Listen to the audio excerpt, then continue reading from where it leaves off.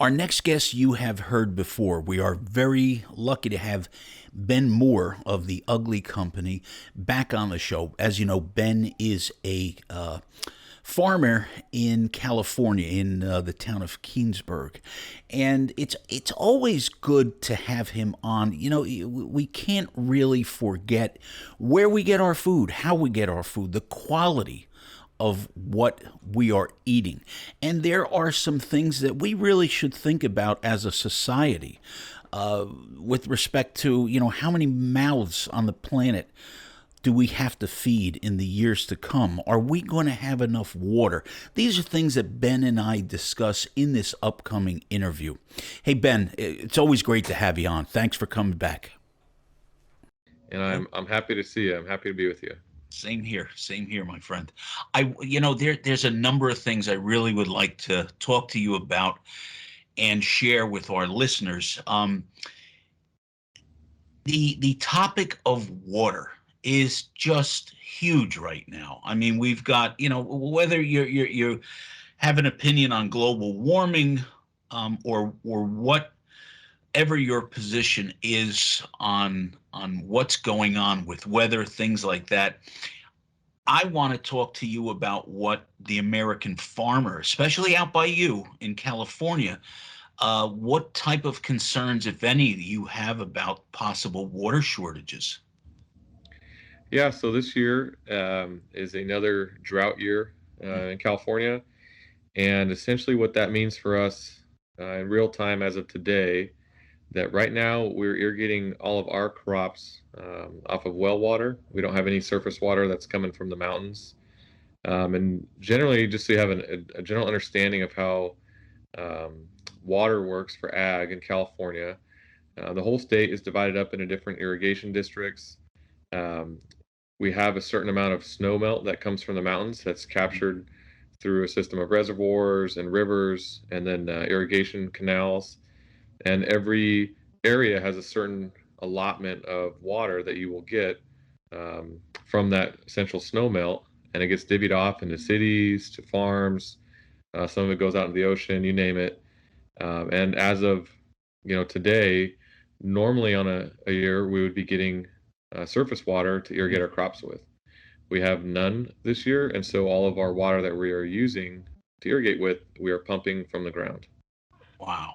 Now, is that going to present a problem if, in fact, the surface water that you're talking about doesn't come back next year?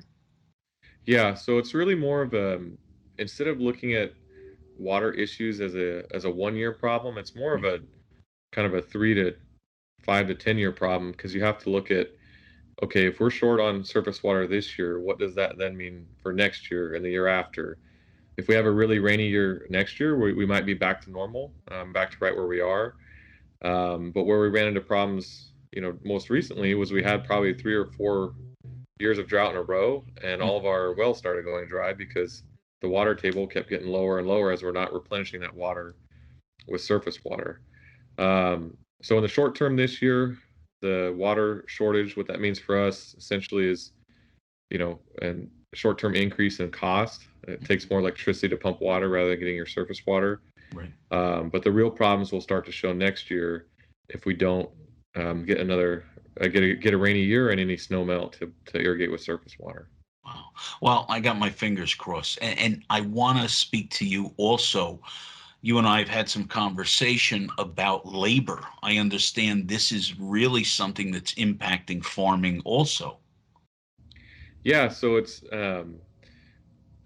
something that it's been an issue recently. I'd say probably in the last 10 years. It seems like people are having trouble hiring enough consistent labor to be forklift drivers, tractor drivers, fruit pickers, you name it. This year has been especially challenging because it seems like everybody's kind of running on about 70% of the labor that they need, to get their fruit picked and to get all the other farm operations done. Every single ag-related business, including ours at the Ugly Company, we have trouble with being able to hire enough people to get these jobs done. So, yeah.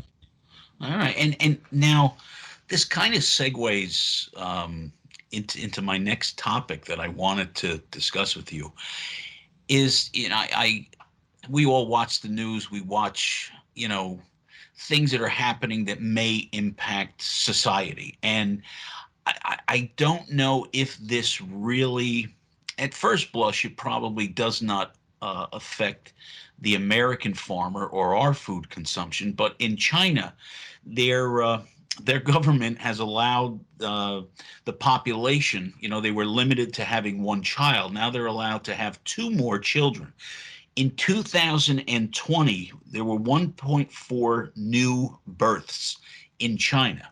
So if you do the math quick, you're looking at 3 million more. These are just round numbers. 3 million more mouths to feed in the world just from the Asian uh, uh, population. Will this have any impact on what farming will have to deal with overall worldwide? Well, I'm not entirely sure if I'm the most qualified person to speak on that. Mm-hmm. Um, it seems really interesting, with a population growth. Right. Like you just said, there would theoretically be more people that need to be fed. Um, we do export a lot of ag commodities to China. Mm-hmm. Um, you know, almonds, where I'm from, being I think one of the largest exports that we go to China. Um, so yeah, I mean, if there's more people, the market increases. That would necessarily mean there needs to be more almonds to export. However, I think you probably need to look at that on a bigger scale. I was just reading a couple days ago that our birth rate in the U.S. has plateaued. So I guess if we're not having as many babies here, then and there's more babies in China, that maybe it evens out. I really don't exactly know how to answer that. Yeah, Big no, picture. no, So, but you know what? This is all. It's all about discussion in my head. It's not even. I'm not even pressing for an answer. I just think it's healthy things for all of us to think about, because if it comes down to food and water, Ben, are we living in the Hunger Games? Who knows? Um, you know. yeah, it's something I've thought about a lot. Just in the Kingsburg, the town I'm from, that I've grown up in. I think from when I was born, there was about 7,000 people in our town, and now there's, I think, a little bit over 11,000. And all of these little areas in town, hey, this used to be the edge of town, and it used to be a vineyard there. All those areas are getting dozed out, and we're planting houses instead of trees and vines. So I wonder that all the time. Like, I wonder what the breaking point for the planet Yeah. is, as Yeah. far as there being more and more people. But there's still also a lot of open space around. So I really don't know, but I Yeah. definitely think about Yeah. it in passing here and there. It's something, you know what? It's something to think about, and that's why we're on the air anyway. And that really does segue into my next comments, because I want to hear what your thoughts are. Because once again, I do not have the answer. There really is a big push by restaurants and food purveyors as a whole about a bigger slice of the meatless market. They're making hamburgers out of everything from cashews to cabbage to who knows what. So my question is, once again, where are they going to get this? And it really bounces back to what you just said. If you don't have the vines and plants growing, and you've got a 3 bedroom townhouse in its place, where are they going to come up with the remainder of this material? I'm going to call it, even though it's a food product, plant based. As a farmer, what do you believe is the future here? Yeah. So the meatless, I guess the innovation in meatless products has been really interesting to watch, because on one hand it seems fascinating. Hey, you can get more nutrition more efficiently Mhm. through a meatless product. And on the other side of it, I often think of like, well, I try and eat the least tampered with products that there is, right? I mean, with the products that we make at the Ugly Company, there's no added sugar, preservatives, Right. ingredients. And so you kind of look at like, well, what's the difference between eating a pig and something that tastes like a pig that's got about 10 billion things in it that I can't pronounce? So I think that's interesting, but I'm not scientific enough, I guess, to Yeah. know if it's good or bad for you. Um, from what I understand, as far as I know,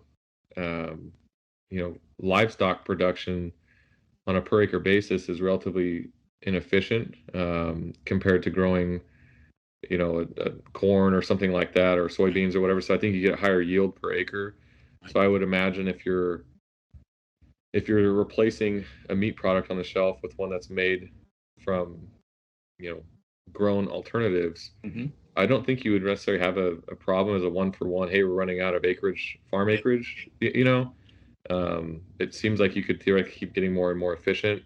Right. Um, but all in all, it all kind of reminds me of Soylent Green, which I know we Oh, that's not a yeah. comparison they like, but Yeah. it's kind of funny because I just it makes me think of all the changes that humanity is going to go through, Yeah. and I think farmers will always find a way to meet that need, that growing demand, if it's there. So, And and hopefully it's not Soylent Green.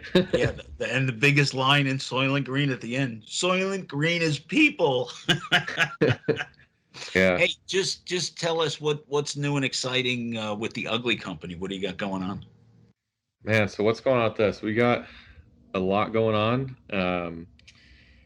We have a new product coming out. I'm not necessarily ready to release Disclose it it. yet, Okay. but we've been working on a new product, a new opportunity that came up with one of the growers here in the area had a surplus of a kind of fruit we've never sold before, Hmm. and I'm pretty excited for that to finally hit the shelves because it's a super super tasty product. Okay. And yeah, I'll be very excited to release that. We have another episode of our little series coming out called Heart of the Valley with one of the growers that we work with, a good Hmm. friend of mine. I'm really excited for for those episodes to get rolling, people to see them. And other than that, it's right now for us, it's just about the grind. It's about taking that fruit that would have been tossed out and getting it up to the processing plant, which let me tell you, this summer has been quite a challenge. Yeah. Um, I mentioned having labor issues earlier in the show, and a really specific example of that I would like to share with people to kind of illustrate some of the challenges that we have when working to upcycle fruit. Um, so if you go to the grocery store and you go to buy a peach, 9 times out of 10 there's going to be a little sticker on that peach, a little plastic sticker with a barcode.